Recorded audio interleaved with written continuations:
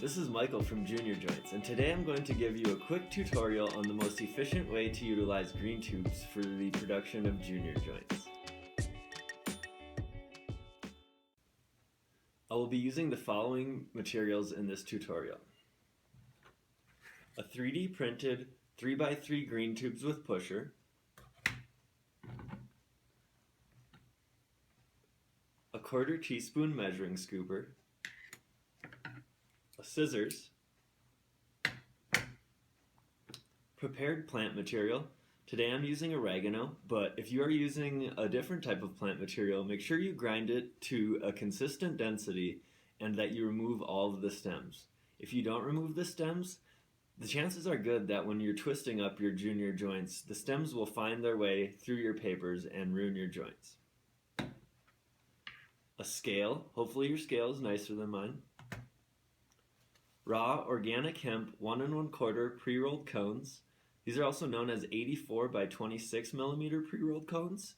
And GreenTubes were designed specifically for these pre-rolled cones because we find they provide the smoothest smoking experience, and the Raw company has many sustainable practices that are in line with our company values. A container for holding your filled cones. We like to use a whiskey glass because it is skinny enough that the cones don't fall over, it's short enough that the cones are easy to grab, and it's wide enough to hold about 45 filled cones. A square container for holding prepared plant material. Using a square container is far more efficient than a round container because it allows you to easily scrape off excess material from your measuring scooper. And a sheet of junior joint labels with the information for the plant material you are working with.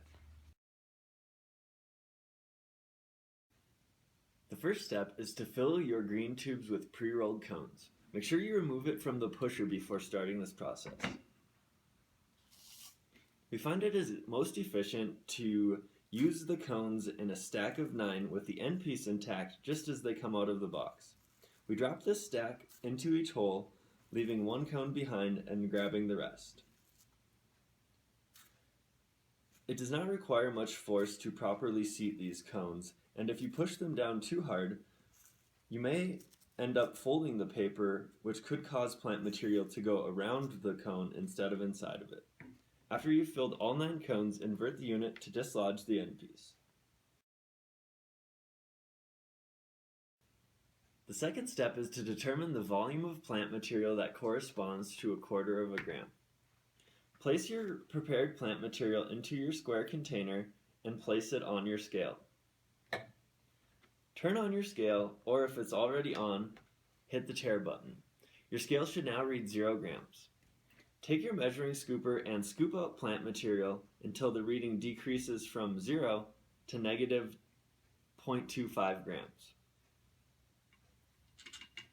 Repeat this process until you have weighed 9 different scoops. Your final scale reading should be negative 2.25 grams, and you should have a good idea of what 1/4 gram looks like on your scooper. If production speed is your top priority, you can remove the container from the scale at this point and continue filling all your cones based on the volume you just determined. If the weight accuracy of plant material in each cone is your top priority, then you will want to leave the container on the scale so that you can determine that each scoop weighs exactly 1/4 gram. Because all plant material has varying densities, anytime you start processing a new batch of plant material, it is essential to repeat this process to weigh 9 samples so you can determine the new volume of plant material that corresponds to 1/4 gram. The third step is to remove the filled cones from GreenTubes.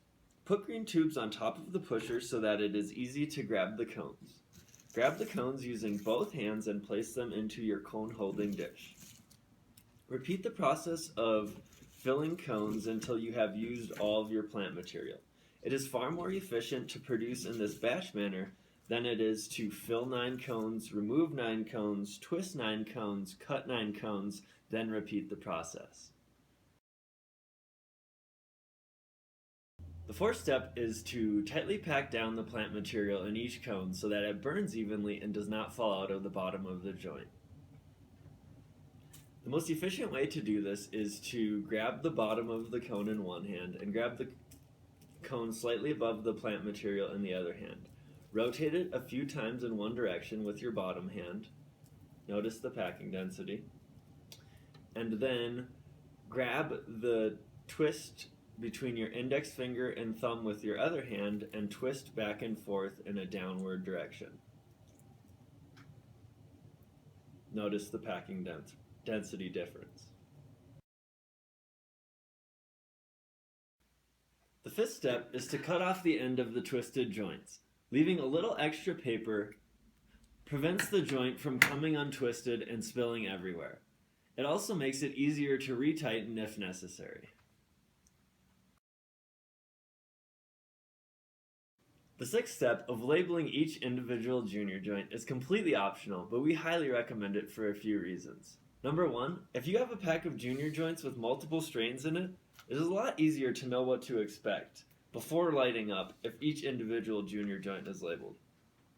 Number two, depending on the laws of your state, having each individual junior joint labeled could help reduce the amount of packaging and labeling required to compliantly get your joints out the door.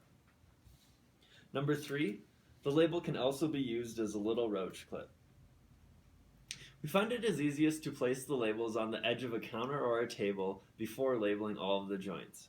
Make sure they all face the same direction. Place the label on your filter and make sure you leave enough room between the plant material and the top of the label so that the label doesn't get burned when the joint is smoked. If you focus on aligning only the top edges of the label, everything should mate perfectly when you bring the two sides together.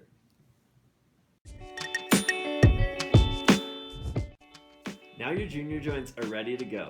The packaging and labeling options from this point are pretty much limitless. Head over to our website to check out GreenTubes and all of our junior joint accessories. Thanks for watching, and if we missed any tips or tricks, be sure to leave them in the comment section below. Make smoking more convenient, more enjoyable, more sustainable. Smoke junior joints.